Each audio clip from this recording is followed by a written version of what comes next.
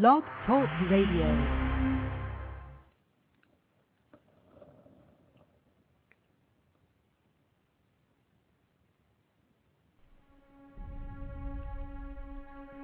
Is racism hurting you? On issues of race, are you unable to speak, think, and act with clarity and confidence? Are you tired of laughing when nothing is funny, smiling when you are not happy, agreeing when you really disagree?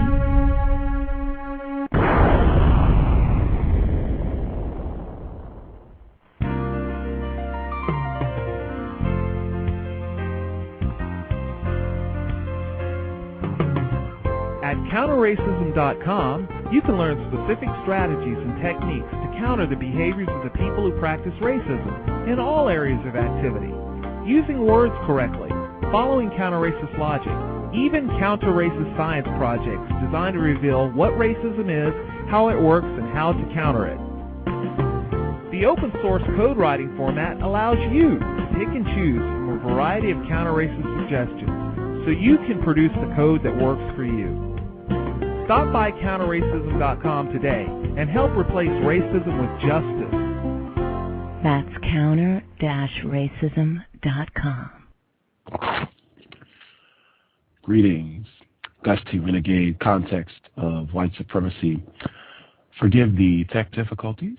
Had some slight issues getting started, but all of that should be taken care of, and we should be ready to go. I want to double check and see if we have Dr. Welsing with us. Hello? Yes, ma'am. Dr. Welsing? Yes, I'm here. Outstanding. Thank you so much for being patient. I had some troubles getting going, but we should be all clear and good to go. How are you doing this morning? I'm doing fine, and I hope you're the same. Thank you. I'm hanging in there. Tough day, but I'm hanging in. Since it was my problems getting started, I want to hop right in and cover as much material as we can with the time that we have allowed. When I spoke with you last week, you said that less than 0.1% of black people understand what racism, white supremacy is, and how it works. I guess can you share with our listeners, why you have concluded that so few non-white people really grasp what that means? Well, let's see if I can begin in this way. Our pattern historically from the time of formal enslavement, where black people had an emotional response to the brutalization and the injustice and the demeanment and humiliation that we were experiencing. It was so great and so painful and so tragic. And we didn't have a way of understanding in depth why we were being treated in the way that we were being treated by people who classified themselves as white. And so we basically had an emotional response to the brutalization. We wanted it to stop.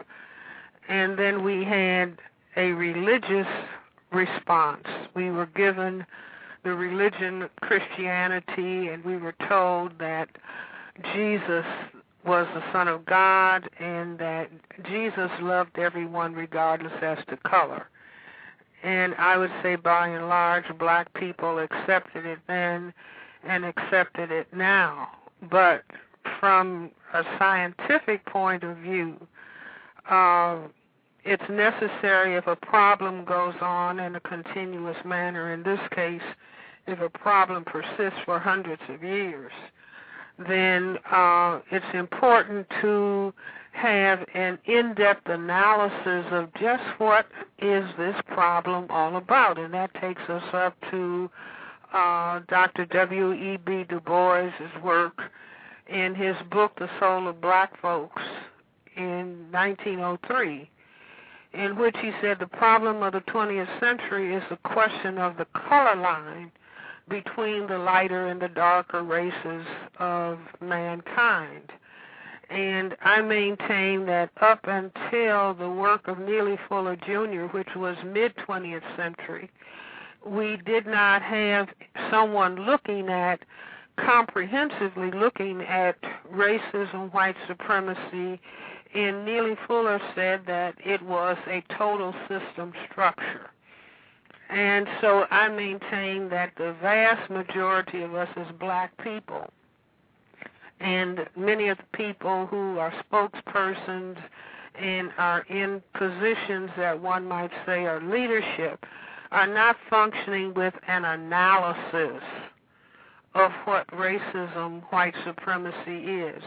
Many people talk about the problems that are caused by racism, white supremacy, such as unemployment, such as poverty, such as incarceration levels of black males, disparities between sentencing for powder cocaine and crack cocaine.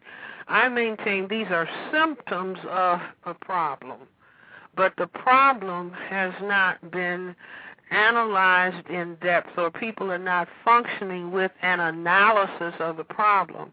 And this is important because instead of just complaining about the things that are fallout from the problem, you are attacking the problem comprehensively and in depth itself.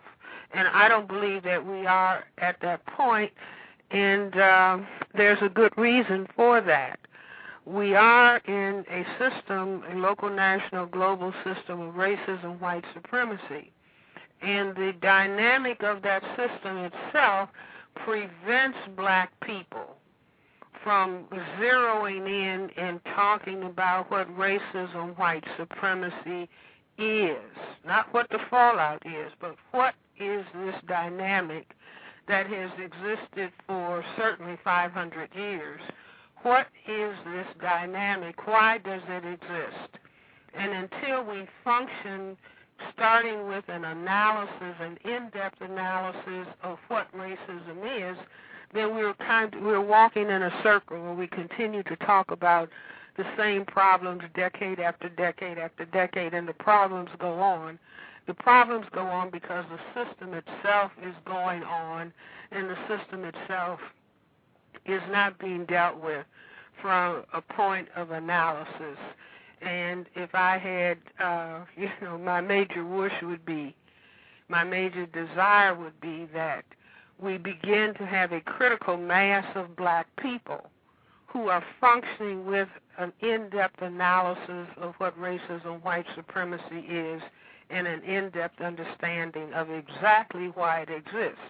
Then we will know what we need to do with our behavior in terms of countering it and ultimately replacing racism, white supremacy with justice, so that there can be peace on the planet and the optimal condition for the maximal development of all human beings on the planet. According to your observations, what are some of the things that racist white supremacists do to keep black people from discussing racism, white supremacy on that deeper systemic level? Well, for one thing, you can't teach at a major university and talk about racism, white supremacy, meaning an analysis of what people who classify themselves as white are doing and why they're doing it. Do you see? You can't, if you have an organization such as the Urban League, the NAACP, or any other organization that gets funding from people who classify themselves as white, you can only talk about the symptoms of the problem. You cannot talk about what is the reason that people who classify themselves as white, why do they behave as they do towards black people and other people of color, primarily their relationship with black people. And I say that this is where we get into what I have said racism is all about, and racism is a global system for white genetic survival on the planet.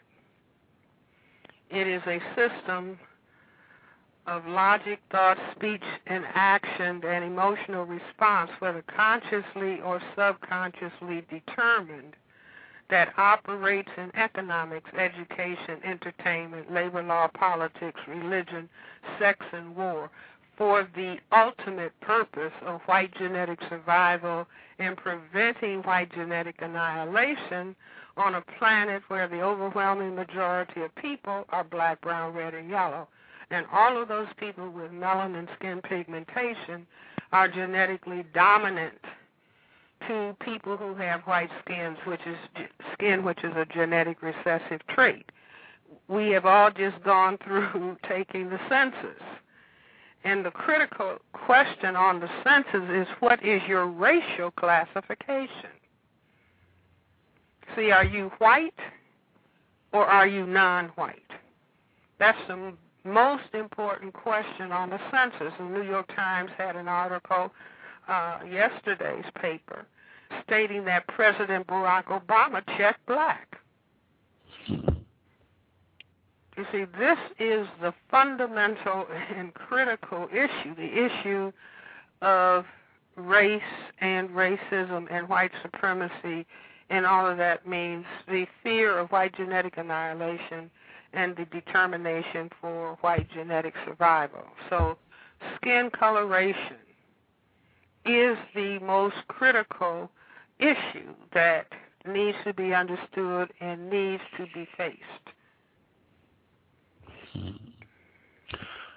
Now you said less than 1% of, less than 1/10 of 1%, be accurate, of black people understand racism, white supremacy as a total world system.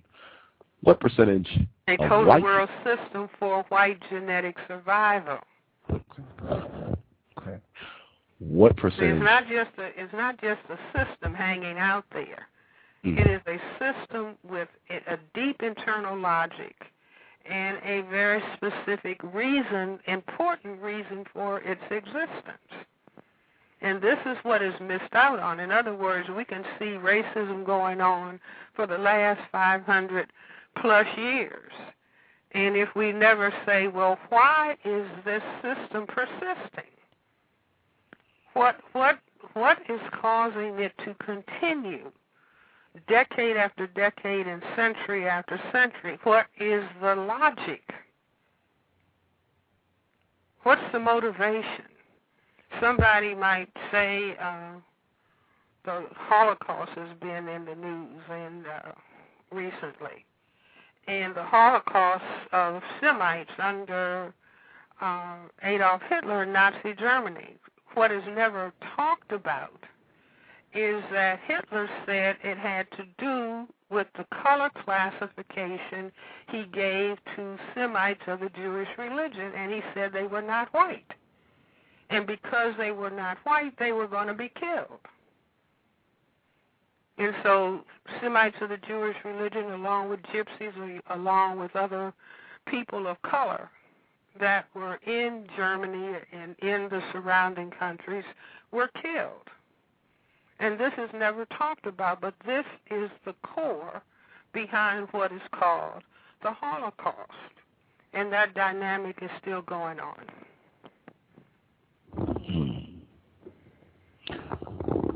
So, what percentage of white people do you think have this deep understanding of racism, white supremacy as a global system to make sure that white genetic annihilation does not occur?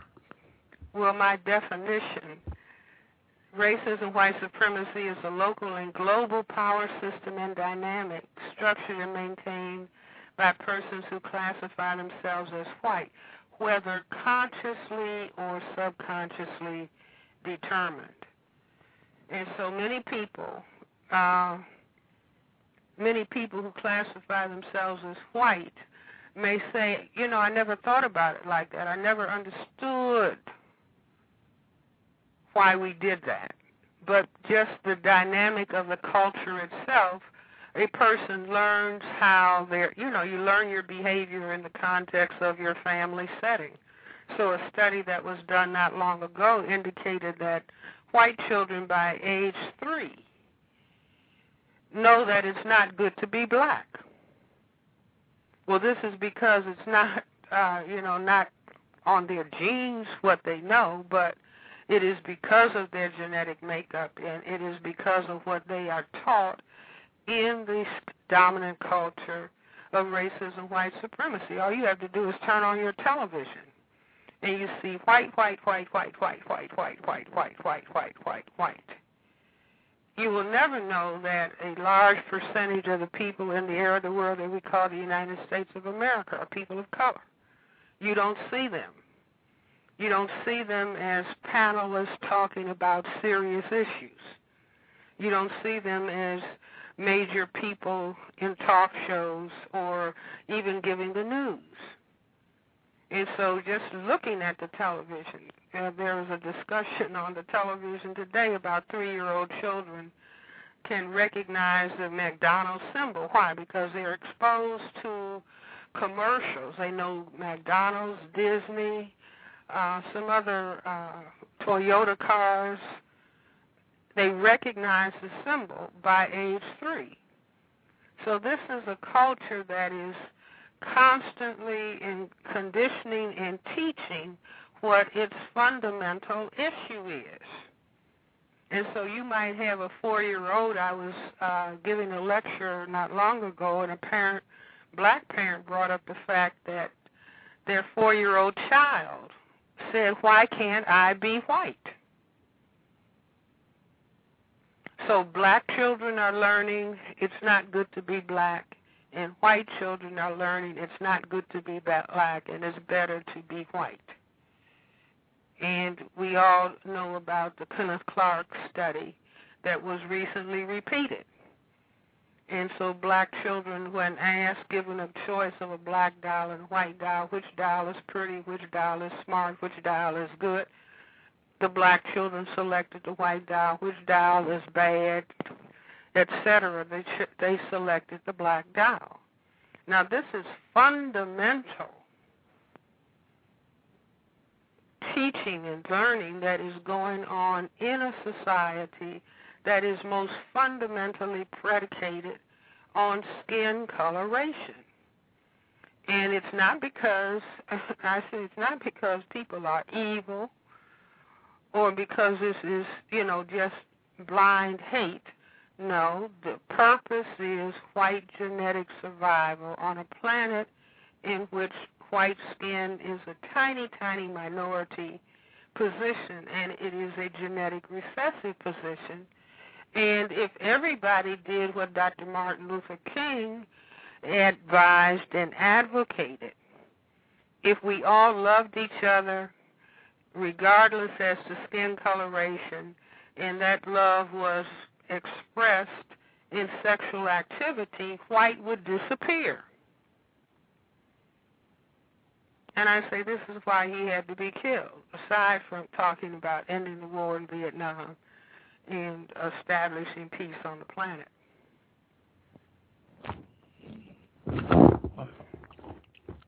Again, our guest for today's program, Dr. Frances Cress Welsing. I know you have done several lectures where you have discussed why the Stockholm Syndrome is relevant to non-white people, victims of racism, white supremacy. Can you share that with our audience, what the connections that you see between that and how non-white people relate to white people? That's simply a phenomenon that has been described by psychologists and psychiatrists where an imprisoned person, a captured person, begins to identify with the persons who have control over their life or death. And so if you looked at it in terms of the issue of skin color and race, probably if a survey was done and black people were asked if they had a choice, if they could be white tomorrow, would they want to be white tomorrow? There was some magical potion they could take, so they would lose their skin coloration. And, you know, we already see that in terms of the number of non-white people on the planet who are bleaching their skin. So instead of wanting to look like they look and be proud of who they look and be proud of, you know, the level of melanin pigment that they have in their skin, they want to be white. Well, it's like identifying with the people who are basically oppressing you and keeping you in a limited sphere in terms of your functionality and your functioning on this planet. So it's just identification with the oppressor or identification with the warden in the prison if you are being held captive, because these are the people that determine whether you are going to have life or whether you are not going to have life.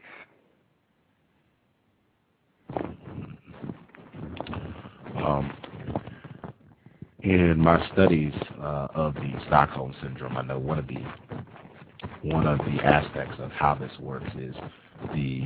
I'm sorry, I don't know whether this is static or it's breaking up. I can't hear you. Oh. What about now? Can you hear me now? That's better. Okay.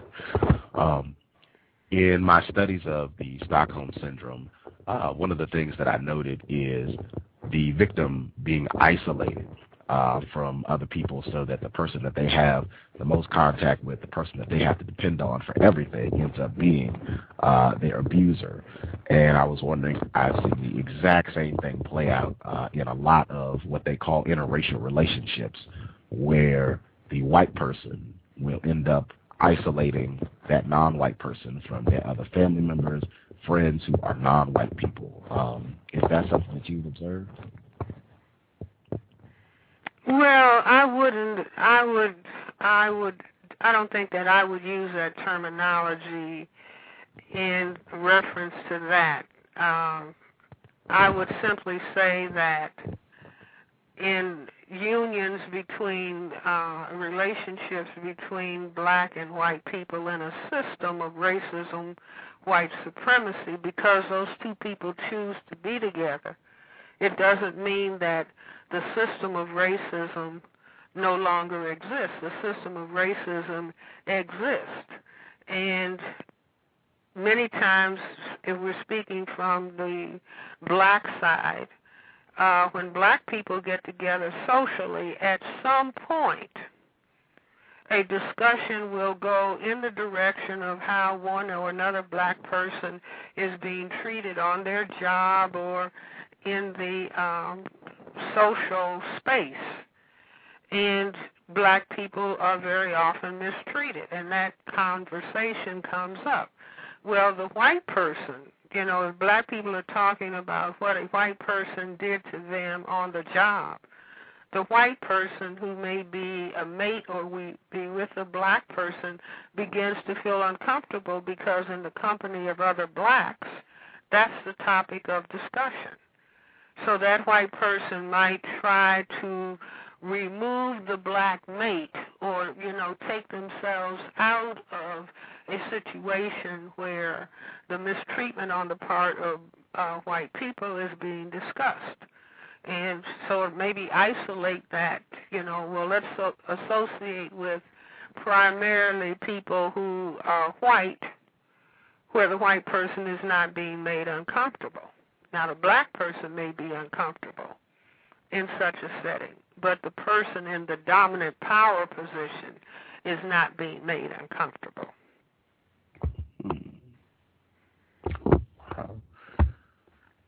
Do you feel like that's a pretty consistent behavior pattern that victims? I wouldn't say that. I would not be able to speak to that, but I would not be surprised. Okay. In terms of not wanting to upset white people, is that something that you feel like non-white people have been trained, thoroughly conditioned to make sure? Well, black people, I think black people in large measure are afraid of white people. Black people on the job know to not bring up the issue of racial discrimination. They may be discriminated against on the job every day of the work week and every week of the work year. But the minute they bring up racial discrimination, they are in difficulty with the white administrators on the job. And so other black people will shy away from that because they are afraid of the kind of retaliation that the black person brings up about racism. So I think, of course, black people know how they have to behave and act, meaning not upset white people in a system of racism, white supremacy. Wow. So in my book, that translates into fear. Wow. Do you have suggestions? See, even the president cannot talk about, before he was actually elected, I think he was saying that it would be important to talk about racism. The Attorney General, Eric Holder, black, said, are we a nation of cowards because we are avoiding a discussion of racism? Well, it appears that they had to both drop that topic. Somehow the word got to them, don't talk about racism. This is not going to be accepted.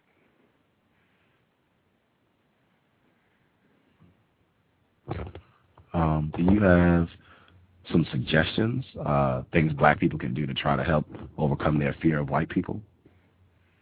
Well, I think that the more people work on their self-respect and their courage, that this is something that is very important for everybody to talk about, black people, white people, all the colors in between, that, we have to try to find a higher level of self-respect and a higher level of courage to say we have to talk about what is real, what is truthful, and we have to talk about that thing which is causing so many problems on this planet. You see, with racism, white supremacy, where you have a tiny number of people being fearful of the majority of people, white people constitute fewer than 1/10 of the people on the planet. And so the 9/10 are the victims of white supremacy. So for the 1/10 to dominate the 9/10, there has to be continuous war. And this is what we are seeing taking place on the planet. Continuous war. There was a discussion in the media this past week about students in high school and junior high school bullying other students. I think that there was a young woman who was harassed and being mistreated and demeaned to the point that she committed suicide. Oh. And they have other cases of this kind. Well, for 1/10 of the people on the planet because they have all of the weapons to bully the 9/10, and so people were wondering, well, why are these children acting like this? Well, they're acting like this because their elders are behaving in this manner. Beating up and killing people. Every time you turn on the news, it's 30 people killed in this place. Men, women, and children. 45 people killed here. 25 people killed here. Well, what children are hearing this? They are hearing that these less fortunate people who are impoverished, that they are being bombed, their homes such as they are being destroyed. And so the definition of a bully is for someone powerful to pick on people who are weaker. And we see this all the time in the media. So when adults start wondering why would teenagers bully somebody until they decide to commit suicide, well, young people are seeing older people engage in this kind of attitude. younger people are seeing government officials justify torturing people, justifying waterboarding people. And these, by and large, are non-white people who are being waterboarded. Do you see? But it's still stronger attacking and injuring or causing harm to people who are, comparatively speaking, weaker.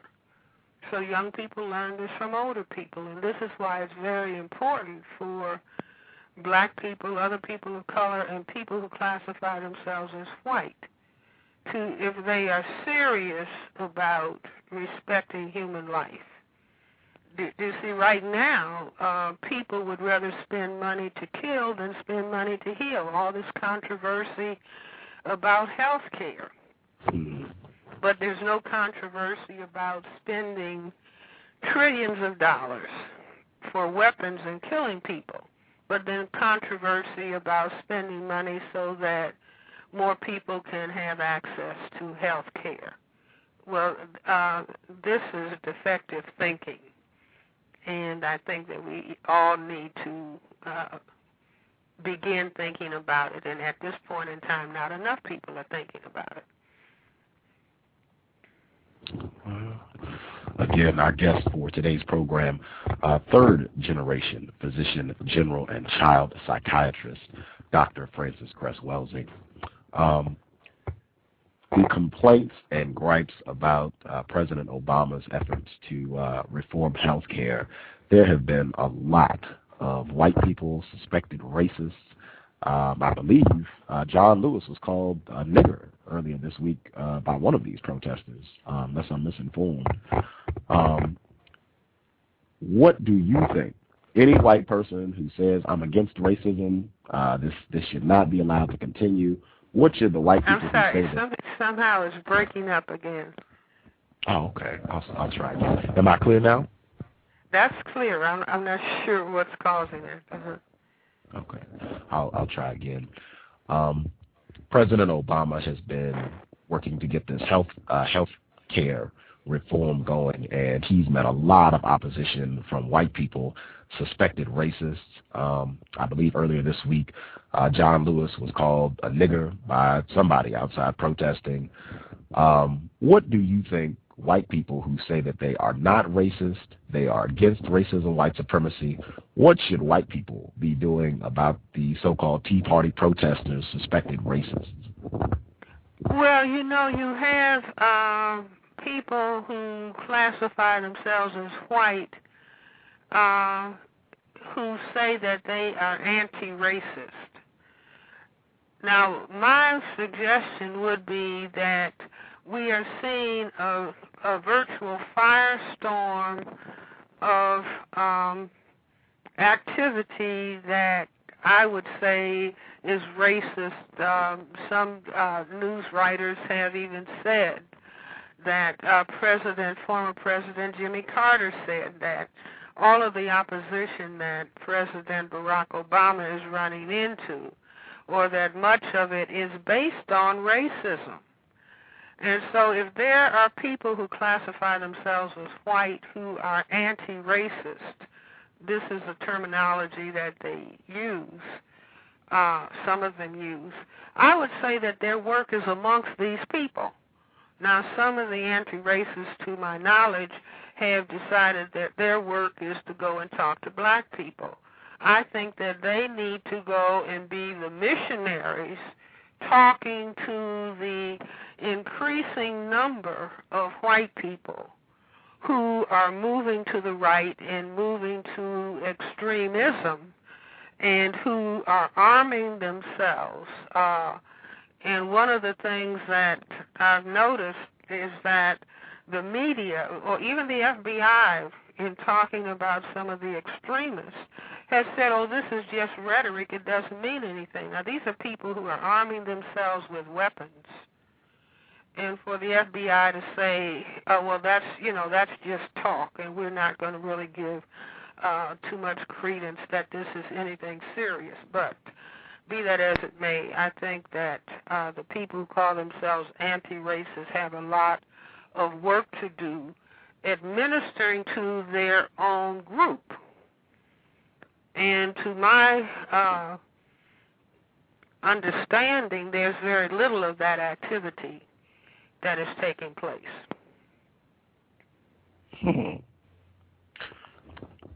I know I am preparing for the White Privilege Conference a little later this week in Wisconsin. There are going to be white people and non-white people, about hundreds, I've been told, getting together to talk about racism, white supremacy, and what can be done to end it. Do you feel like, this is constructive activity to have non-white people and white people together to talk about racism?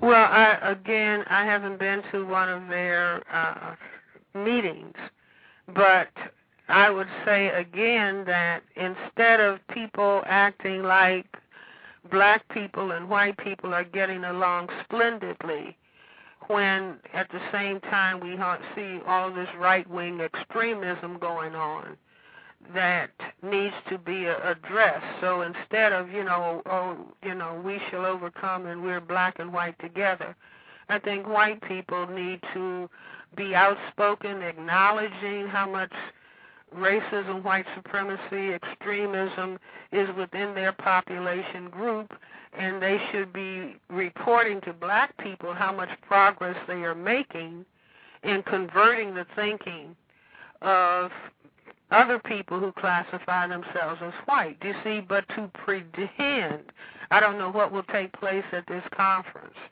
but let's say that black and white people are holding hands together and they're all acting like there's no such thing as racism. That's counterproductive, and where you have racism really on the increase.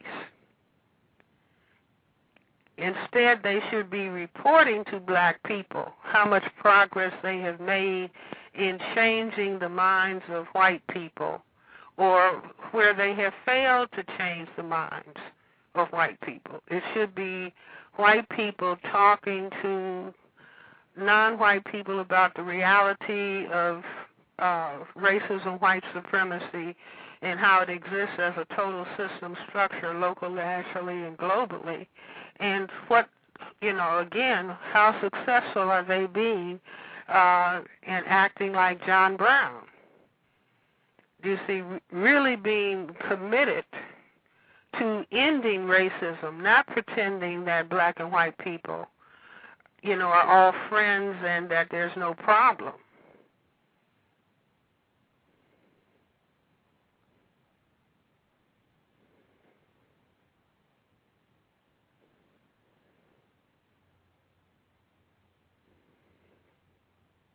Hello? Oh, yes, ma'am, I'm here. Okay, wow. So do you think it would be constructive if, let's say, the white people that have made this effort to go out and be missionaries to other white people, and they've just concluded, hey, these white people are going to practice racism, white supremacy forever. They're not going to listen to us. There's nothing we can do to convert these folks. Do you think it would be constructive if they at least just came back and told black people that? You mean if they are coming back and saying that other people who classify themselves as white are not going to change? Right. Well, they should use people who classify themselves as white are in a greater power position than are the people who are classified as non-white in a system of racism. So they should not just give up. They should continue that struggle amongst other white people till death do them part.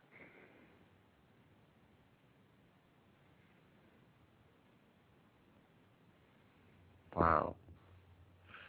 I'm just curious to get your opinion. Do you think if racism, the system of racism, white supremacy, is about making sure that white genetic annihilation does not occur, do you think that white people are going to... say the question again. If what now?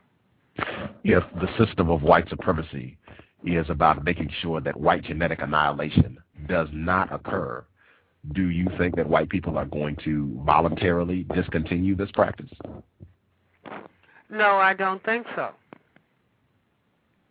My opinion, in other words, if they are committed to white genetic survival, then probably that's what they will continue to do. But it'll be one thing to be truthful about what they're doing. In other words, or for the people of color, if the vast majority of the people on the planet who are non-white people, if they really understood that the behavior of people who classify themselves as white is bottom line for the purpose of white genetic survival, not taking democracy to different parts of the world or getting rid of dictatorships, that whatever it is that they're doing is for the purpose of white genetic survival. Do you see, whether that means that they have to have all the oil, all the natural resources in Africa, South America, in Asia, that really the motivation is white genetic survival and to prevent white genetic annihilation, then all the non-white people, well, this is why we continue to be in poverty, or this is why we don't have health care, or this is why we see the conditions that exist in Haiti. Well, then the non-white people, so darkened, formerly people would say enlightened, say darkened, the non-white people would be able to say, oh, so this is what is going on.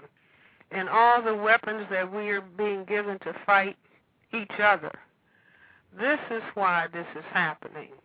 And so the non-white people would have a choice. Wait a minute.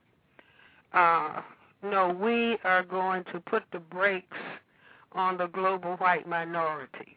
Not hate them, not be disrespectful, but we are no longer going to fall victim to their manipulation.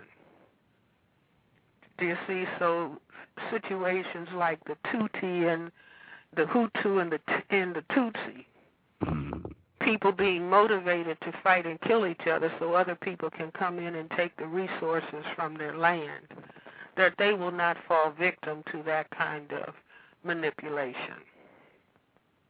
Or for that matter, gang warfare in urban centers. You see, so-called Crips and so-called Bloods, and both being given weapons to fight and kill each other, or being given drugs to sell instead of being given or having access to jobs. They would wake up and say, wait a minute, we didn't understand what this was all about, and we're not going to fall victim to this, killing each other for the purpose of white genetic survival.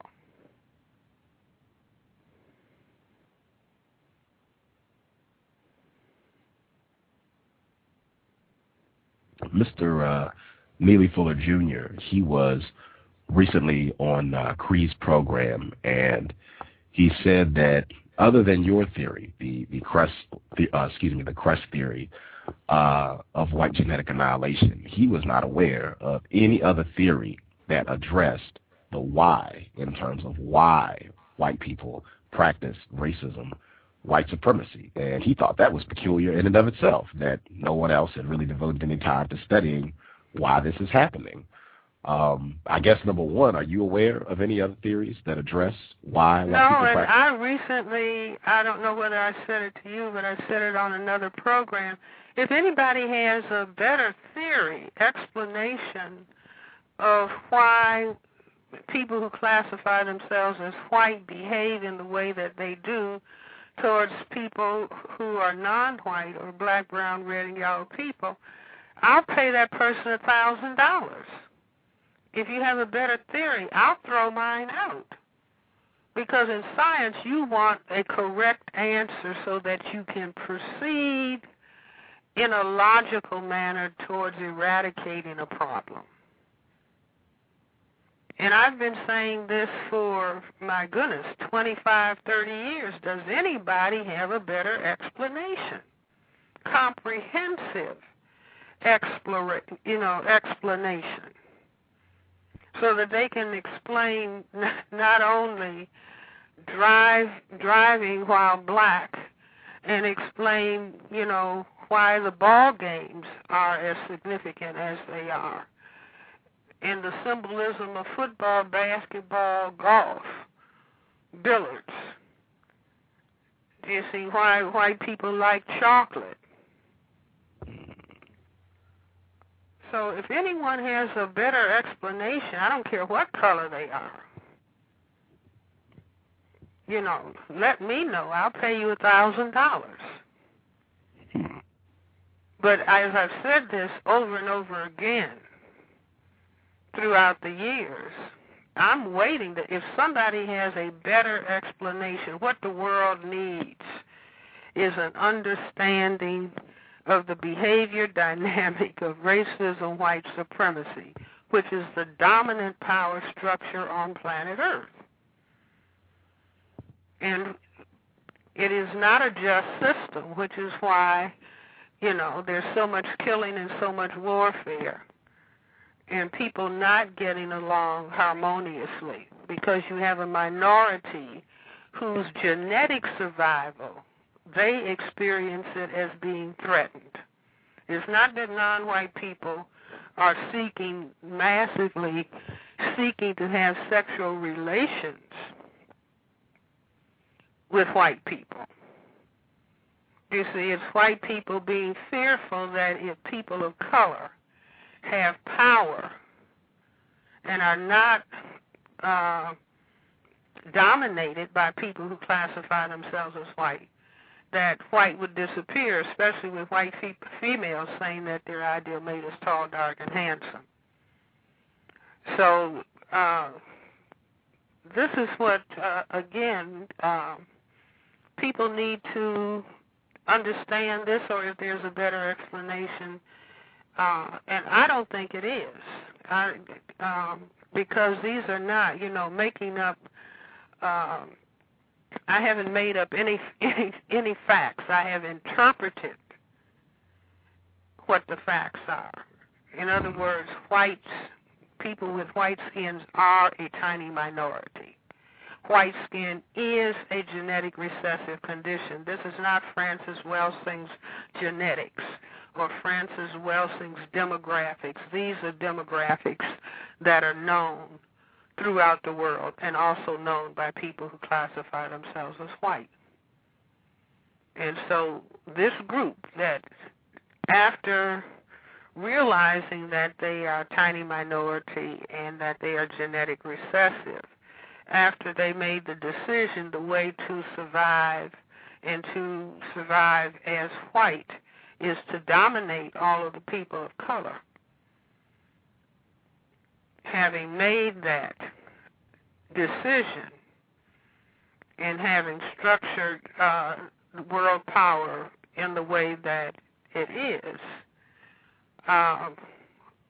again, if I'm mistaken and I don't understand what I'm talking about, please correct me, but not correct me by some. I think you told me that Tim Wise said that this is pseudoscientific bullshit. Yes, ma'am. It is not.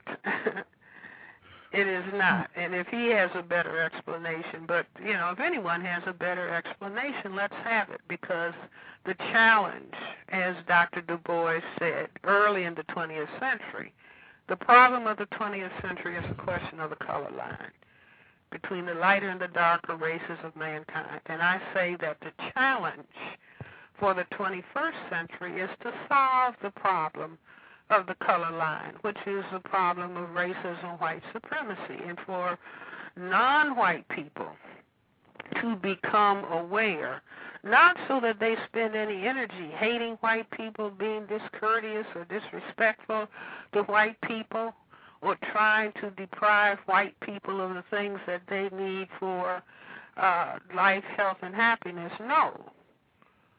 Understanding so that they can move their behavior, because if people of color, and especially black people have been the most inferiorized, shall I say, because we have the greatest genetic potential to cause white genetic annihilation. And this is why everybody grows up here, and if you're black, get back, brown, stick around, yellow, mellow, white, right. But if black people begin to understand, wait a minute, we have been programmed to hate ourselves.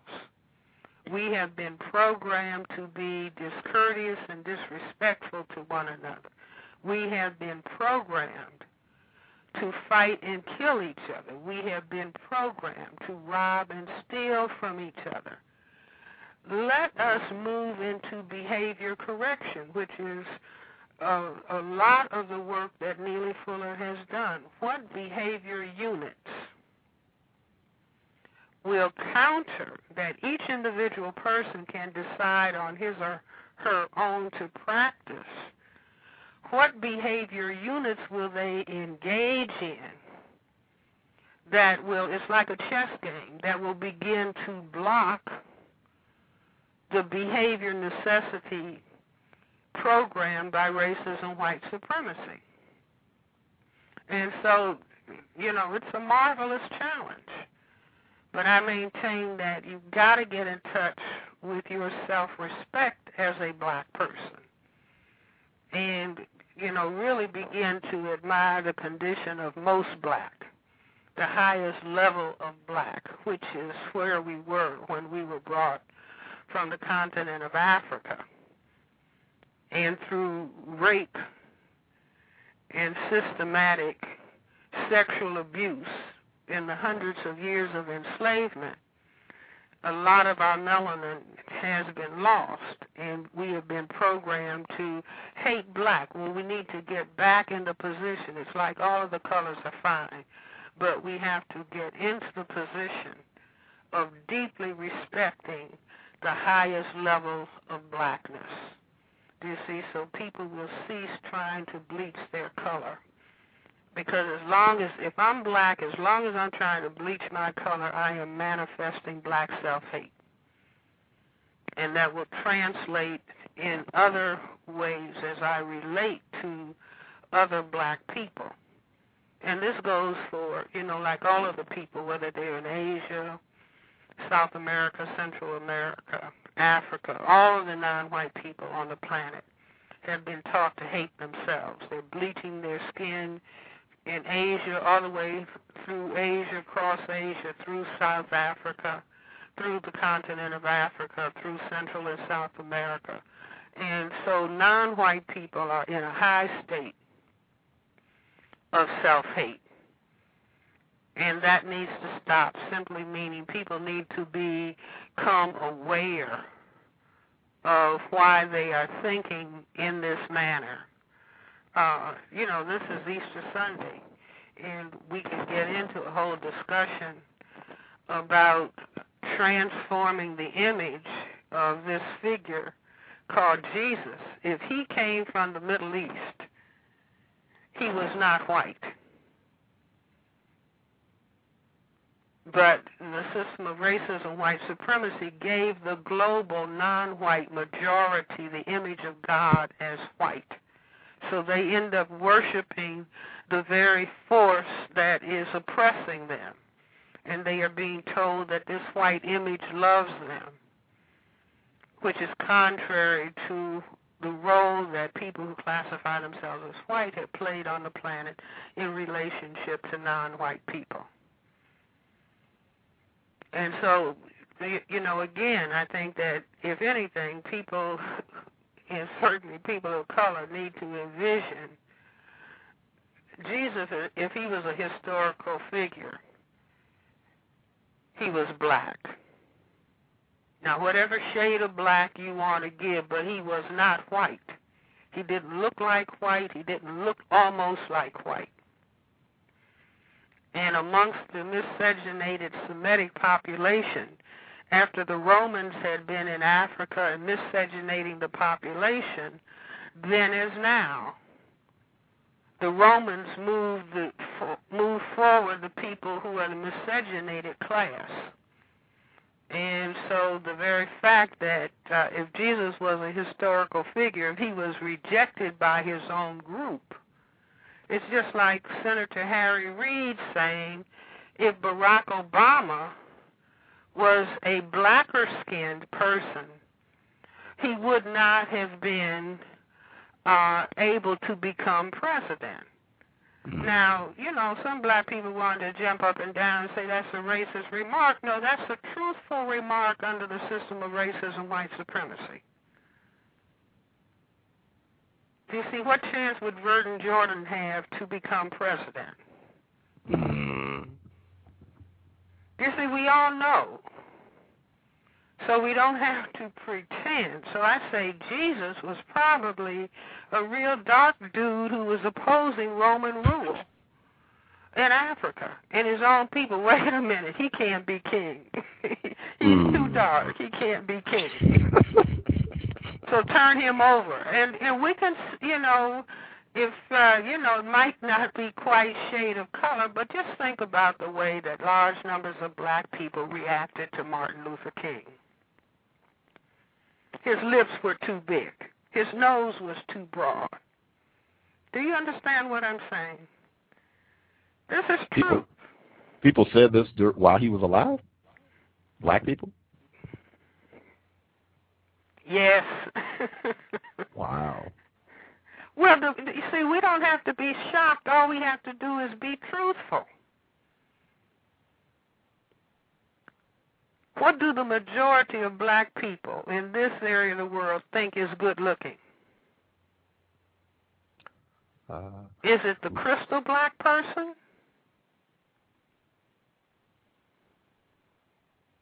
See, the psychiatrist, people bring children to the psychiatrist's office. My daughter wants to commit suicide, Dr. Welsing, because the boys tell her she's too dark to date.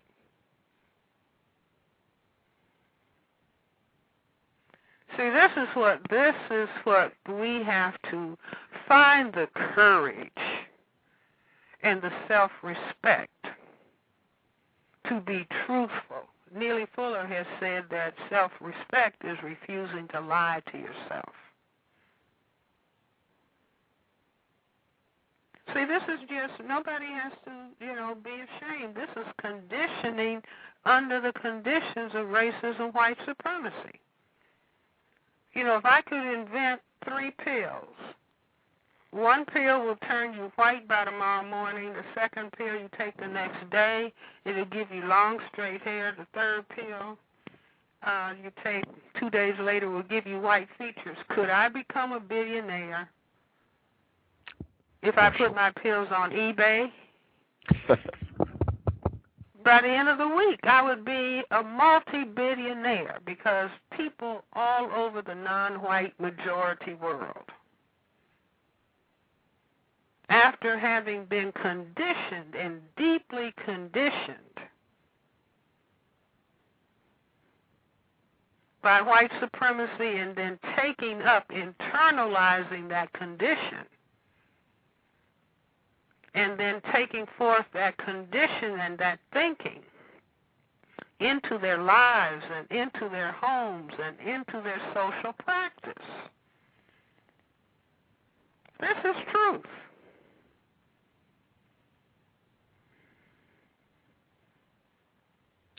Wow. Again, our guest for today's program, Dr. Frances Cress Welsing. Wow. You talked about the conditioning that everyone is subjected to in the system of white supremacy. And before you said endarkened instead of enlightened. Have you heard people use the term fair to mean legitimate, valid, accurate? And if so, do you feel like that's another? Are you saying FAIR? Yes, ma'am. Yes, ma'am. Have you heard people use that term in that manner to connote correctness or accuracy?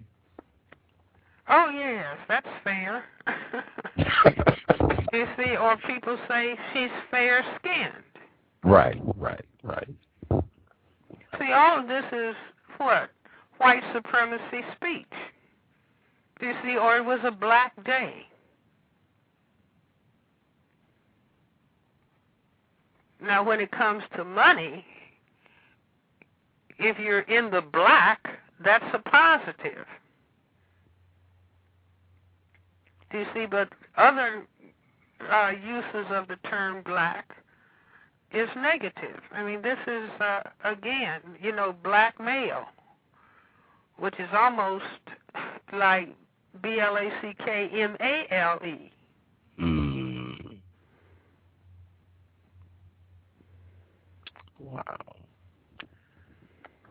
Yeah, I try to point that out on the program, particularly when white people use the term fair to mean accuracy or justice or correctness, that is not correct, that should not be done, because you are equating whiteness with correctness and legitimacy. I think someone had even said recently, "You're not treating me fairly." So you're not treating me like I'm a white person. That basically is what you're saying when you say that. I know Mr. Tim Wise, I have prompted him about this repeatedly, and he continues to use the term fair to mean legitimate, valid, correct. And he knows it's inaccurate. He's never contested, but he continues to do it.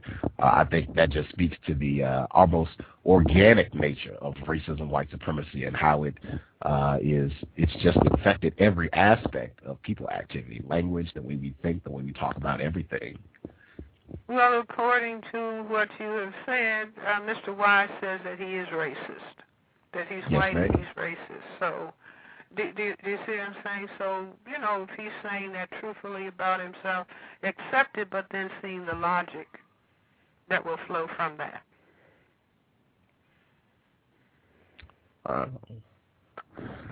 I wanted to ask, I know I feel like I've seen a lot of examples of where white people find it very arousing to be able to practice racism while engaging in sexual intercourse with a non-white person.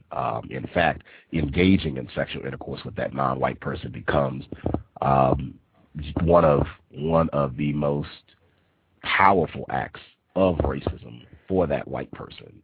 Is that something that you've observed, and if so, could you elaborate? Well, as Mr. Fuller said, it causes confusion in the thinking of the non-white person. See, non-white people have been subjected for centuries to a system of racism, white supremacy. And so if a white person decides to have sexual relations with a non-white person, very often that non-white person does not want to hear any discussion about racism, white supremacy, although they continue to be victimized by racism, white supremacy. Members of their family continue to be victimized. Their collective continues to be victimized. Do you see? So the person will say, XYZ is not racist because they're having sexual relations with me. Do you see? But my goodness gracious, Thomas Jefferson, George Washington, all the past presidents who were slave owners were probably having sexual relations with African women. That did not stop racism, white supremacy. And so if non-white people reach a point where there is an understanding of racism, white supremacy as a total system dynamic that is nothing less than domestic terrorism, it not only is war against non-white people, it's terrorism and it's genocide. And so if that is understood in non-white people, just like any war, fraternization with the enemy force is considered unacceptable. And so if black people, non-white people, reached a point where their self-respect dictated to them, it's all well and good if I think I like you, but until this war of racism, white supremacy has ended, we're not going to pretend that everything is okay. See, that's just taking a self-respect position, and I think that self-respect is critical. You see, until people respect themselves, they are not going to be taken seriously by anyone outside of themselves. And so it's not a question of hating. Do you see, some people think that an answer to racism is to go around hating people who classify themselves as white or being discourteous or disrespectful to them. I say no.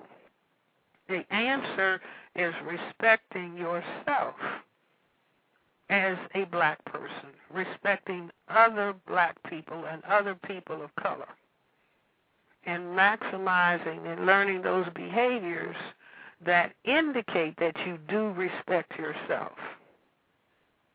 And you will not participate in a movie such as Precious. You see, which is black image defamation, or any of the other images where black people are being paid to demean and to disrespect themselves and call it, oh, it's just entertainment, or it's just a movie, or it's just a play, or it's just a video.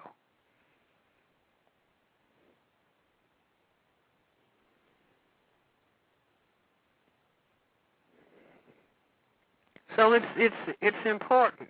It's very important. And black people can run a test if they want. If they happen to be sleeping with a white person, the test in the middle of the sex act is to ask the white person, what do white people talk about when no black people are around? The sex act will stop.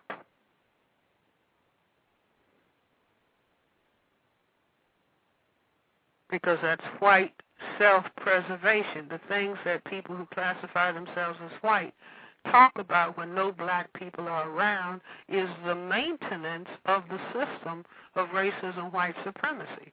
If that's no more than referring to black people as niggers.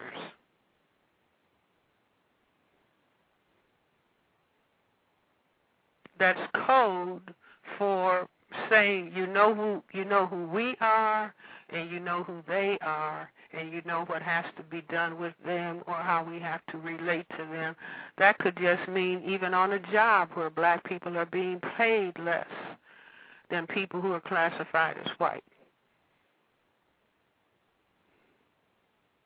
Or black people not being afforded the same education, same opportunities, the same health care, the same housing conditions, the same living conditions.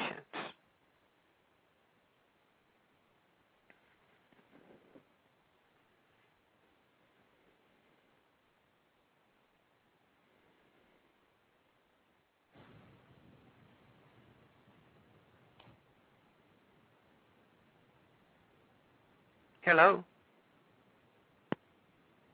Can I be heard? Hello? Yes, ma'am. Can you hear me? Yes. Okay. I just wanted to get your perspective. We had a lot of people that called in, so I want to see if we can get a question or two.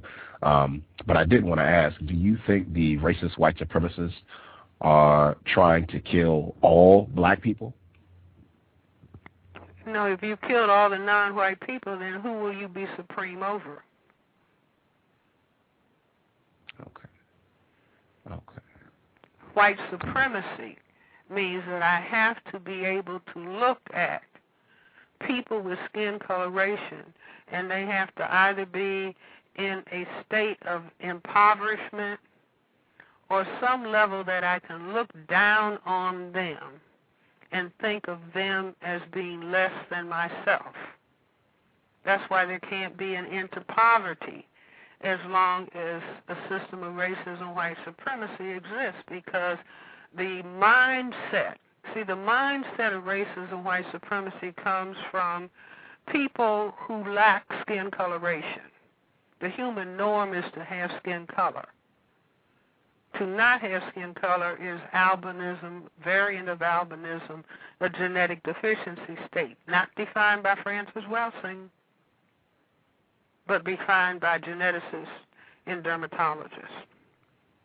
You see, so that condition of being, I don't have color. I was supposed to have color because black people give birth to the genetic mutation of albinism. So the parent is black, And a mutation to albinism means that an offspring has been produced who doesn't have skin coloration. I maintain this is where white people come from. They're genetic mutants from black people on the continent of Africa. And so they feel I am less than, and so the compensation is I have to think of myself as superior. And to the extent that I can organize a system of power, I can make you look inferior to me. If my system is white supremacy based, meaning whites will have, and the people who are non-white will not have.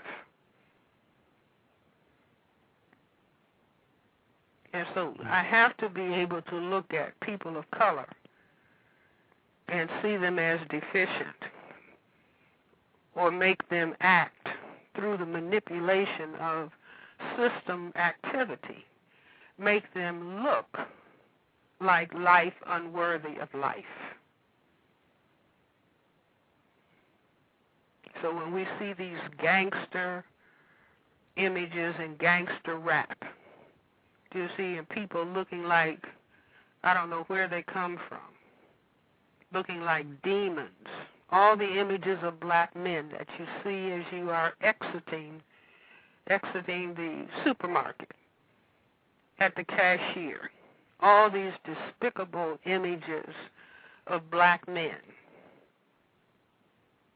Jewelry and tattoos and looking menacing. Like an object that should be killed and destroyed. This is white supremacy think, and this is ignorance on the part of black people who do not understand what racism, white supremacy is and how it works. But go ahead. Always a privilege to have Dr. Welsing on the program. Quite a few folks called in. Are you okay taking a question or two? Sure. Okay. Let's see, 404. If you have a question for Dr. Welsing, you're on the air. Hello. Hi, Dr. Welsing. Hi, how are you?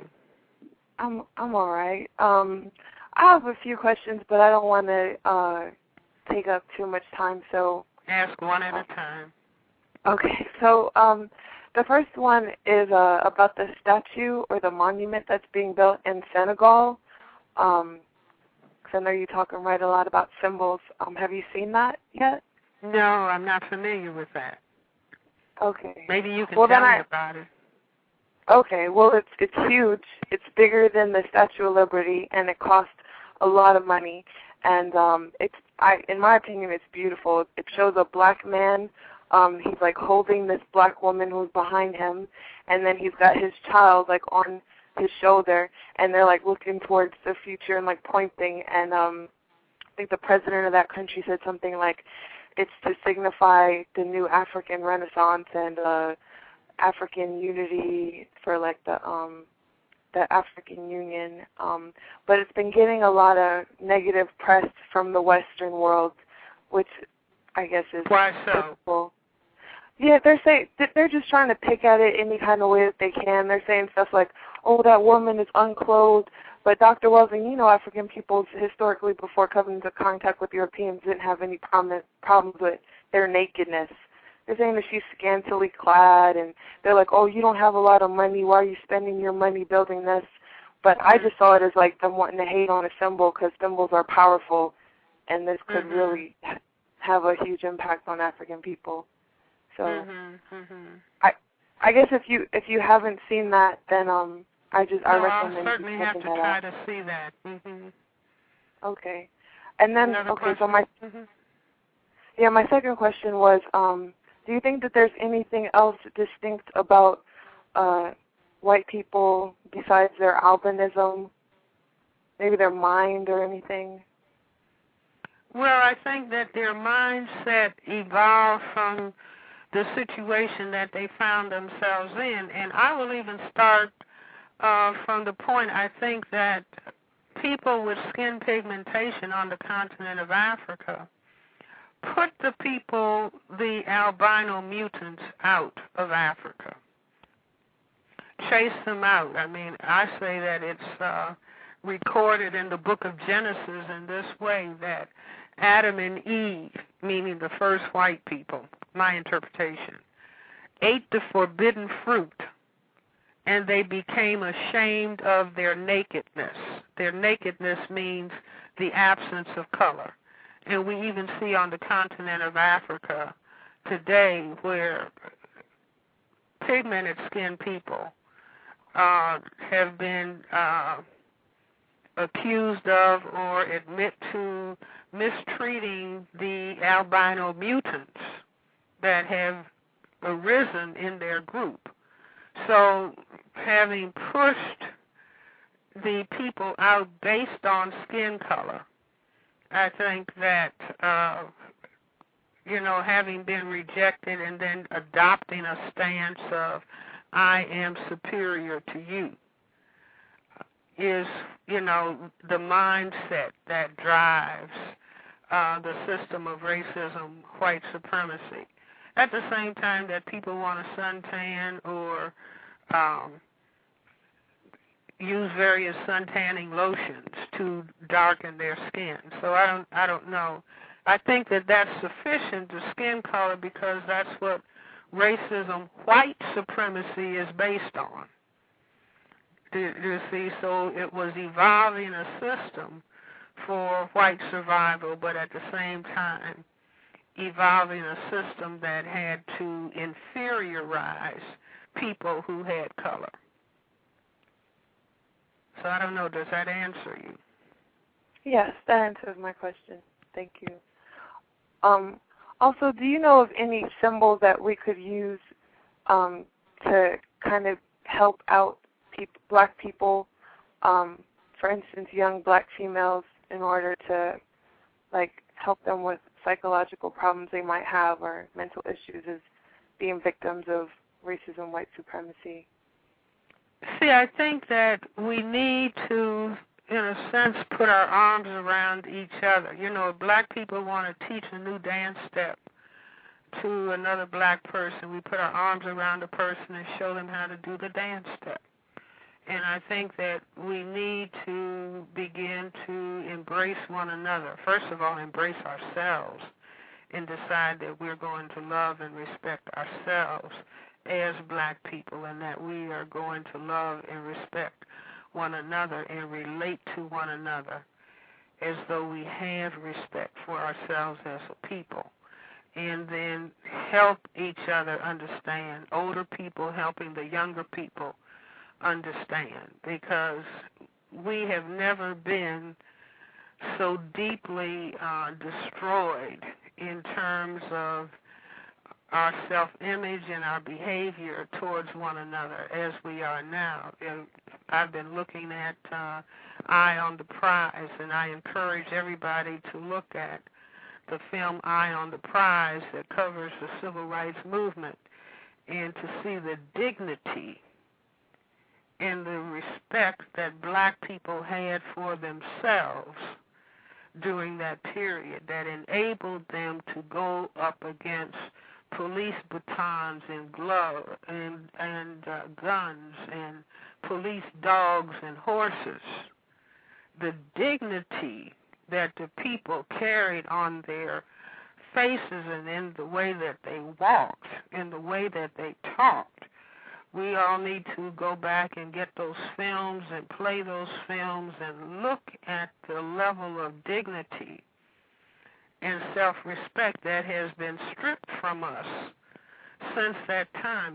People talk about things are a lot different than they were in so-called progress, but the demeanment of black people has caused us to be in a worse condition than we have ever been, and I think the system of racism, white supremacy saw that level of dignity and self-sacrifice and self-respect and unity. And the system, the persons who do the thinking within the system say we have to destroy this. And they have done absolutely that. Do you see, to the point that black people were willing to call themselves niggers and dogs and gangsters and thugs and bitches and whores. Do you see? So the people who have since died, who went through that, if they could look down from some heavenly space and say, my God, what did we do this for? But again, that's just the other side of the chessboard, looking at the significance of black pride, black dignity, black self-respect, and the power. It wasn't monetary power, it was the self-respect and the dignity and the pride that carried the people through that struggle. And we need to go back and we need to recognize first that we have been turned around from that point and go back and capture that level of decency and dignity and pride and self-respect. We've lost that, and when that is lost, nearly everything is lost. You can have a black president, you can have 50 Mercedes in your garage, you can have boats, you can have thousands and thousands, yet millions of dollars. But if you have lost self-respect and pride and dignity, then all of the material stuff means absolutely nothing. And this is where we are, and this is what the system of racism, white supremacy, is set on supporting. But we understand, what the white dilemma is and what their situation is. But we have to recover ourselves, and we have to recognize we are the parent people on this planet. The creator of the universe, whatever force that is, made black people the first human beings on the planet, and everybody came from black people. See, we're the only people that can make all of the colors. From crystal black, we can make an albino mutant, cross the albino mutant with the crystal black, and you have all the colors in the middle. So we are the parent people on this planet. We were the chosen people to be the parent people on the planet. And we have to get ourselves together and move forward and stop expecting that people who classify themselves as white, who have defined their self-mission as white genetic survival, preventing white genetic annihilation by any means necessary. Now, yes, if I could wave a magic wand and take them off of that mission, but they define what their mission should be. And that is how their mission has been defined, so that they are not able to transform. Or let's put it this way, we cannot expect that they will set the conditions for black people to transform themselves. We have to transform ourselves based on our understanding. And there's nothing more important that we can do with our energy. And that means such things as black people need to stop studying and breeding. By that I mean, when we were former slaves, the slave master would make black males have sexual relations with black females to produce more slaves. And then the slaves would be sold to another, the offspring would be sold to another plantation. Well, we are in that same dynamic at this point in time, and we think that things have changed. Do you see? So we have unmarried people producing offspring that they are not able to take care of, that go into foster care, and the children are shipped from one foster home to another foster home prior to going to prison if they're males. And so we have to get a hold. Sexual activity is critical activity. When I was training in psychiatry, we used to say, tell me what you do with your genitals, and I'll tell you what you think of yourself. That sexual activity is the only activity that we can engage in where we can produce another human being. It should be the activity that has the highest level of respect. But in Western civilization and culture, sex is demeaned and degraded. And once that's done, anything flows from that, inclusive of sex with animals, sexual abuse of children, etc., sexual abuse of, people relating to each other. And so we have to decide that we are going to master, in Neely Fuller's terms, if you do not understand racism, white supremacy, what it is, and exactly how it works, everything else that you understand will only confuse you.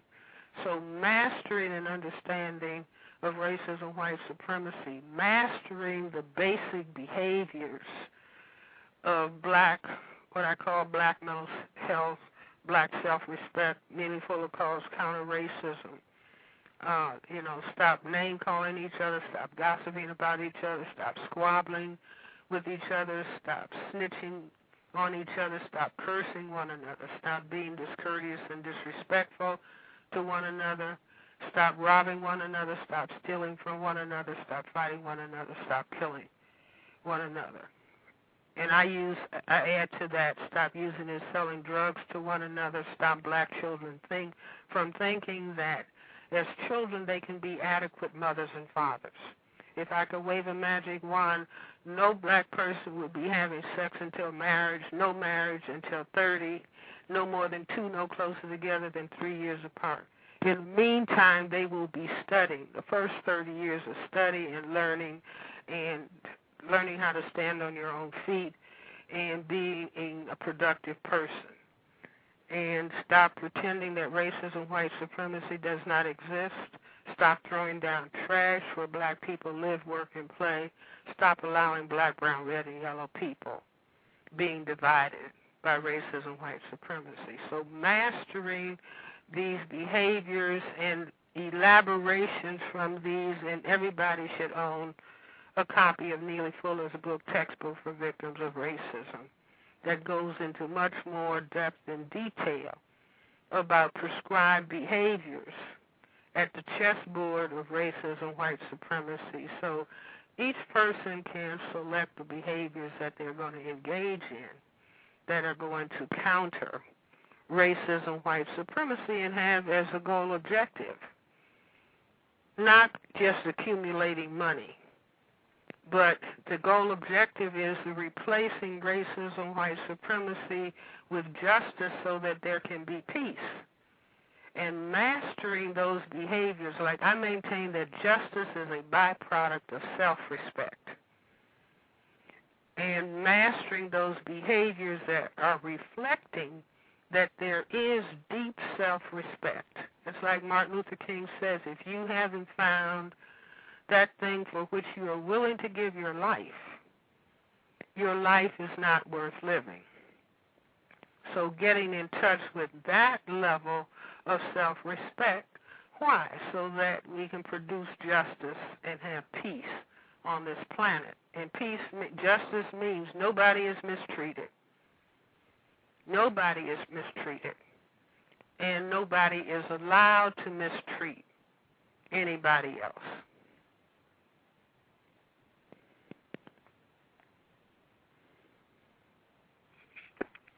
Thank you. That's a lot to think about. Okay. Thank you for calling.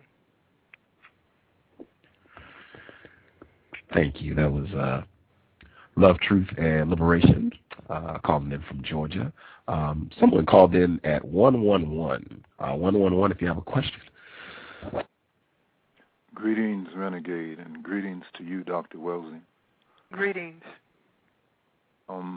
I have so many questions, and I know that there are others, so I'll ask the one that I'd most like to hear your thoughts on. There's a problem and something that's confusing for me. Quite often, I hear that race is nothing more than a social and political construct, and that it has no biological basis. On the other hand, I've heard you say that when white people first began to travel the globe, they discovered that the biological evidence of color, or peoples of color, was greater than those people who classify themselves as white. So it seems that the primary impetus for creating the social and political concept of race came as a result of the biological basis of color, and that whites trying to save that color or not be annihilated was also a great part of that. Could you comment on that? Well, the people who say that race is a social construct are not looking at the fact that people who classify themselves as white classified people based on skin color, which they translated and called the different races of human beings. And so the fact of skin color, its presence or its absence, is the thing that has been focused on as race. And race in terms of biology, refers to having certain genetic factors or certain genetic appearances in common. So race was, the biology, or who has melanin and who does not have melanin, is simply a reality.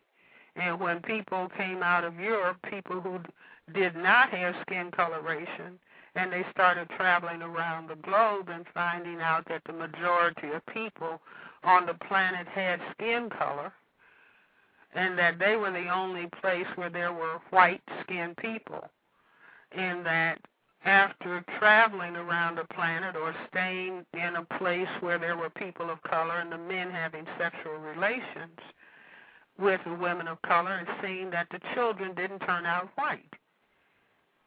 So that they realized that, wait a minute, this production of skin color by the majority of people on the planet, that since we're a tiny minority of people and they're the overwhelming majority, that we could, unless we dominate and control them, we could be genetically annihilated. And so race as skin color, the phenotype of people who have melanin skin pigmentation, is a thing that is key and that is focused on by people who classify themselves as white and classify everybody else as non-white. Do you see? And again, if there's any confusion, just look at the census material. All of those other categories of people other than white represent people who are classified basically as non-white people. And why is this important? It's important for white genetic survival.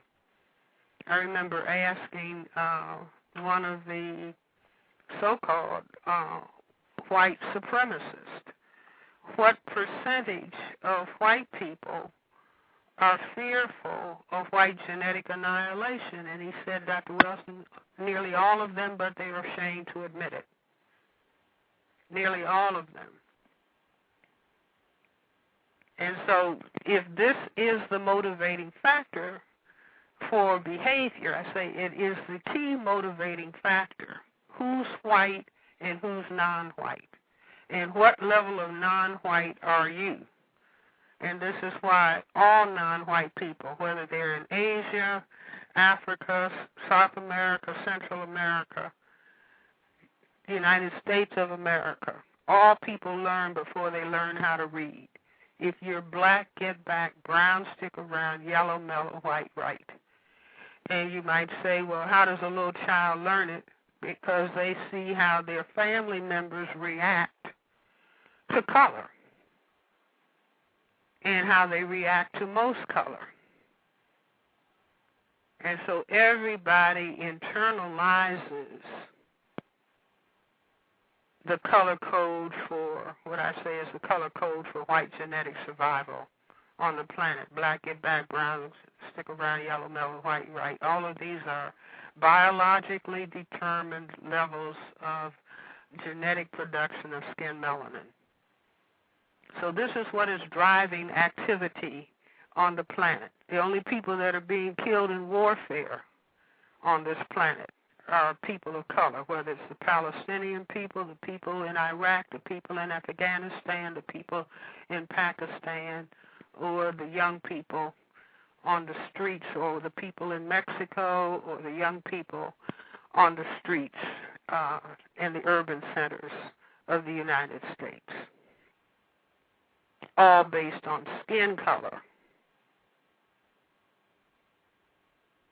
That's the race factor that is pinpointed in the system of racism, which is white supremacy. White supremacy, which is why those words have to be tied together. Racism meaning white supremacy.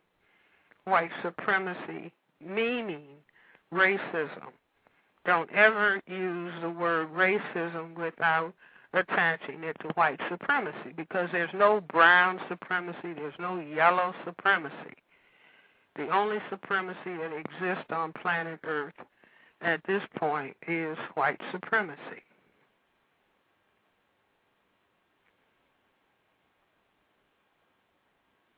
And one other question. Dr. Welsing, how important do you think the use of non-white people's feelings and emotions are for white people for the maintenance of white supremacy? Well, I may have addressed this a little bit earlier. I think that black people need to put their emotions in check. Now, emotions are very important for human beings, but people can just be emotional, crying and screaming and shouting and making a lot of noise and not thinking. And I would want to put my emphasis on, in other words, you don't want to get rid of emotions, because this is refining the behavior of human beings, the sensitivity of human beings. But if it's just all emotional outbursts and yelling and screaming, hooping and hollering, and not thinking, not using those cells in the cerebral cortex to think, meaning an analysis of racism, white supremacy, not just saying racism and, just getting all emotional and going off the handle and calling names. No. It's understanding what racism is and being able to proceed calmly with determination and having in mind what the ultimate goal objective is. The ultimate goal objective meaning replace racism, white supremacy with justice on this planet so there can be peace.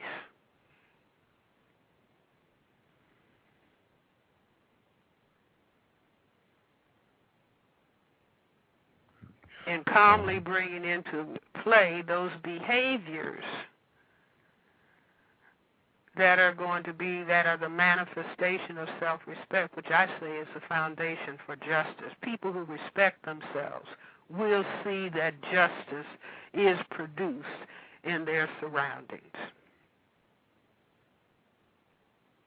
See, I'm not talking about some superficial self-respect. I'm talking about in-depth self-respect that presupposes taking the time to understand the power context of the environment in which one finds oneself,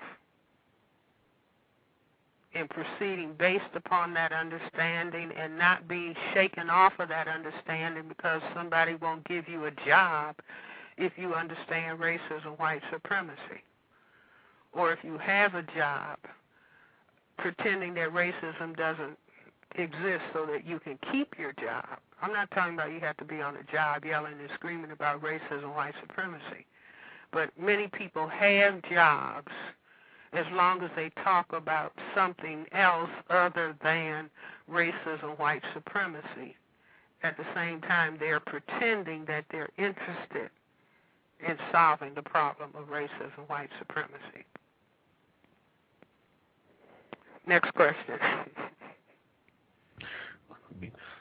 Someone called in at another 111 number. Other individual at 111, your mic is open. Hi, Dr. Welsing. Yes, how are you? I'm doing good. I can sure use that $1,000, but I don't think I'm going to be collecting anytime soon. You said what? I said I could use that $1,000, but I don't think I'm going to be collecting anytime soon. Meaning you don't have another explanation? No, not at all. Okay. Well, then use mine. Okay. Thanks. You said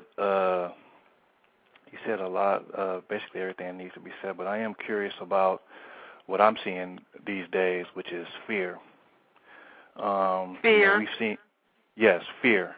Mm-hmm. We've seen the 9/11 and Abu Ghraib and the 41 shots and, the cop terrorism. And it just seems like I work with young people, and sometimes they come to the class terrified. They're so stressed out, and I know it's from the adults. They just seem scared to really. They don't want to be the first line of defense. That's what I'm hearing, and I know you spoke on it a little bit already, but. When you say they don't, are you talking about children don't want to be the first line of defense? The adults.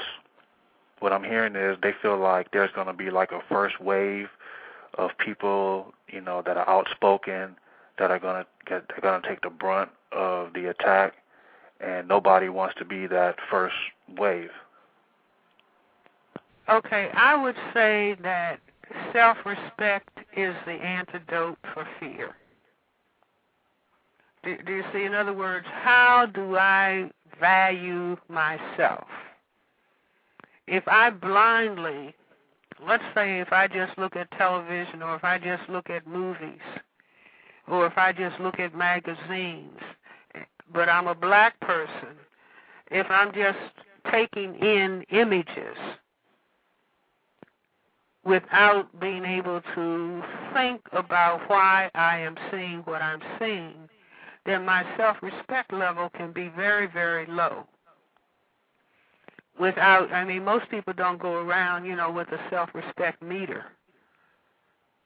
Like, what do I actually think about myself? Or, get an internal body reading of level of self-respect. But racism, white supremacy could not exist if our levels of self-respect were not very low. And so if one looks at Eye on the Prize and sees the black people in the 1960s and the Montgomery boycott, you see, and what those people went through, and the pain and the agony and the threat to life that they went through, or even a person like Martin Luther King, who continued to be a drum major for justice, even though he knew that the system of racism, white supremacy was seeking to kill him. The people who persisted, Medgar Evers, the list goes on, of the people who persisted. Now, their self-respect level was high, and so therefore their level of courage was high. And the Martin Luther King in that speech, I fear no man. See, he had taken himself to that level through the work that he was doing, and he persisted even though, there were continuing threats to his life. And so for people who may say that they're fearful, they don't need to feel ashamed. Admitting fear is strength. And, I think that black men need to have a conference, a national conference on we're afraid of the white man. Now, somebody might think, well, that's demeaning. I would say no. That's why there's a lot of black male killing of each other. Out of their fear that is being turned, and it doesn't have to be conscious, that is being turned against one another. Out of the conditions that we are, forced to live in, and that a lot of our young people are forced to live in. I mean, that would be the most important conference that could possibly be held. There would be reporters there. Well, wait a minute, what are you going to do about it? We don't know because we're afraid. We have to face up to our fear. Not that we're going to start going around hating people, but we're just taking a mirror to ourselves and realizing this is what has happened to us in this system of racism, white supremacy. Even looking at such a thing as, I was just making some notes about all these young black men with their pants hanging down, and translating that as any young black man who is walking with his pants hanging down is making a statement, I have been deprived of a father. If I had a father, he would have been able to teach me how to pull up my pants from being an 18-month-old baby with a dirty diaper. He would have been able to teach me to pull my pants up and walk as a man. But my father has been psychologically killed or physically killed by the system of racism, white supremacy. So as disgusting as that may look, I'm advocating that people look at it. Now, this is not condemnation of black men. In other words, if the system of racism, white supremacy is based on the fear of white genetic annihilation, it's the black male who is perceived as the one who can cause white genetic annihilation. And the black male compared to any other brown, red, yellow, because black has the greatest genetic potential to cause white genetic annihilation. So the black male is, targeted as the number one enemy of white genetic survival. Do you see what I'm saying? So just people being aware of that, not black men feeling bad, just like, oh, this is fascinating. This is interesting. Nobody is talking to us about why we have this mass level incarceration. It's almost like locking up the black genetic material. So it's like if black people, it's just, sitting at a chessboard and the black side of the chessboard is in check or losing the game, and sitting back in the chair and saying, wait a minute, let me understand what is really happening at this chessboard. Let me really begin to understand the plays that are being made from the white side of the chessboard that is playing offense, defense, and I have to play defense, offense. That's a more difficult position, but the game can be won depending upon the knowledge and skill of the game. That's the position that we're in. And if black men, in a very serious manner, just said, we have been made afraid of the white man through lynching, castration, harassment, I mean, think of if all the black males, just 100 black males, just gave the age at which they started being intimidated by police. White police officers, age 8, age 9, age 10, age 11, frightening them to death. That's where the fear begins, or the fear begins because a black male is denied employment. If you don't have employment, how can you be a husband and how can you be a father? And it's not that black men are lazy. No, this is the system of racism, white supremacy. So, they just gave unemployment statistics out, and they'll talk about the unemployment rate is 9%. That's for whites. Unemployment level for black people is 2 to 3 times that amount. In some places, the unemployment of black males is at the level of 50%. This is the war of racism, white supremacy. It's not going to be won by yelling and screaming and shouting and calling white people names or being discourteous and disrespectful, but it is going to be won based on being able to think clearly about exactly what is happening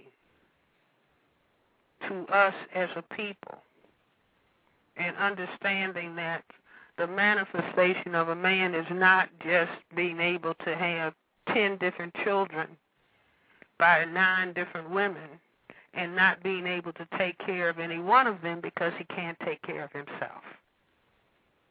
So we've got distortions in our thinking because we are trapped in this system of racism, white supremacy, but I have every confidence that we, as the parent people on this planet, have the capacity to think and understand our way through this problem. Like I maintain that any black person that understands racism, white supremacy, your IQ score can go up 100 points. And this is why we go around asking each other, hey, what's happening? What's happening? What's happening? Because we don't understand what is going on. No matter what we do, we are just walking in a circle and walking in a circle and walking in a circle. But we can understand and we can master the behaviors that are going to put this unjust system of racism, white supremacy in check. And anybody who wants to understand how racism, white supremacy is supported, just see how these extremists who are going around, learning how to shoot all kinds of weapons, they're being given a pass. Nobody is saying these people need to be, locked up. These are domestic terrorists. No, all kinds of excuses are being made, and they're being called everything other than racist white supremacists, which is the foundation ideology of their philosophy, whether they call themselves Christian identity or patriots or whatever they call themselves. Underlying it is the theme of racism, white supremacy. But if we begin to cut out the music, cut out the loud music, cut out the music that's banging so that a car next to you, the vibrations can shake your car off the road.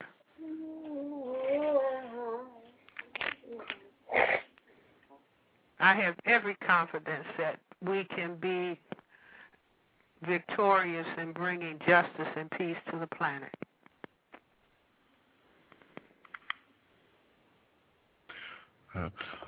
Dr. Welsing, do you have time for a final question? Sure. Okay. 310, if you are still with us, 310. Go right ahead with your question. All right. Can I be heard? Can I be yes, heard? Sir. All yes, right. Sir. Dr. Welsing, pleasure, honored to get to ask you a question once again. I have a question for you. For black people, as a collective unit under the system of white supremacy, do you think it is constructive, destructive, or of no significant effect for non-white black people to be in sexual relations with non-black, non-white people? Oh, you mean for people, non-white people, to be in sexual relations with each other? Am I understanding? Well, more specifically, with regard to non-white people, do you think it, in other words, black people, do you think it is constructive, destructive, or of no significant effect for black people to be in relations with other non-white people who are not black? As long as the black person is not thinking that this makes them better than black or makes their offspring better than black. Do you see? In other words, if the black person is trying to get away from being black by being in a relationship with a non-white person who's higher on the white genetic survival scale. So if the black person says, I don't like being black, so I have to get with some other color lesser than black, I would say that's a tragedy under white supremacy. Okay, fair enough. And I know you don't have much time, but I do know later on Tim Wise is going to be on the couch as well. So I have an interesting question for you, Dr. Welsing. Do you consider Jews like Tim Wise as white or non-white persons? It's not me. I'm not the person who classifies colors. I can only say that Adolf Hitler said in his work Mein Kampf, he didn't care about the religion of the Jewish people. He said the fact that they are not white people. And the word Semite means mixed race. That's like mulatto. The people in the Middle East, if you look in your dictionary, it says a Semite is someone who speaks a Semitic language. Arabic, Hebrew, those languages in that part of the world. Those people are a mixture of white people from Europe and black people from the continent of Africa. So it's just like we have mulatto people here, we have black people who can pass for white. Until a person who classifies people, a person who's classified himself as white, says, but wait a minute, you can pass, you look like you're white, but your grandfather is black. You're black. So it's white people in a system of racism, white supremacy that do the classifying. And they classify in that way because if their fundamental concern is white genetic survival, they do not want to bring little bits and pieces of black genetic material because that eventuates in white genetic annihilation. So it's not, it's not how Francis Welsing classifies. It's how have people been classified by the system of racism, white supremacy. And just, it's like a black person who can pass for white saying I'm white until they check and see who you're related to. Like the Mormon Church has all those records. Who is your grandfather? Who is your great-grandfather? Who is your great-great-grand? Oh, I know who you are. Thank you for that. And when, final question, and this is a quick one. When are you going to release the ISIS paper, Part 2? Volume 2. Yes, ma'am. Is that what you're saying? Yes, ma'am. Yes, ma'am. We are. I'm excited to. I'd love to read it. I'm sure a lot of people out there. We are very excited to get that Volume 2 from you. I hope that it'll be soon, but I can't tell you the exact date right now. I'm sorry. All right. Thank you. Thank you for your call. Outstanding. Thank you so much for sharing some of your time with us this Sunday afternoon. It is always a huge honor to have you on the program. Folks are so pleased to be able to hear from you and give constructive information. Hopefully we can solve this problem. We can replace white supremacy with justice. Well, we have to be determined that the problem is going to be solved. You know, we're the parents in this house called Planet Earth. And parents have to, I'm speaking as a child psychiatrist now, parents have to be determined that the house is going to get in order. You know, sometimes child psychiatrists see situations where the children are running the household, and so everything is a shambles, and then the parents have to be assisted or have to realize, wait a minute, we have to get into our role as the parent people and be determined that the house is going to get in order. So we have to have that determination. I'm certain we will succeed.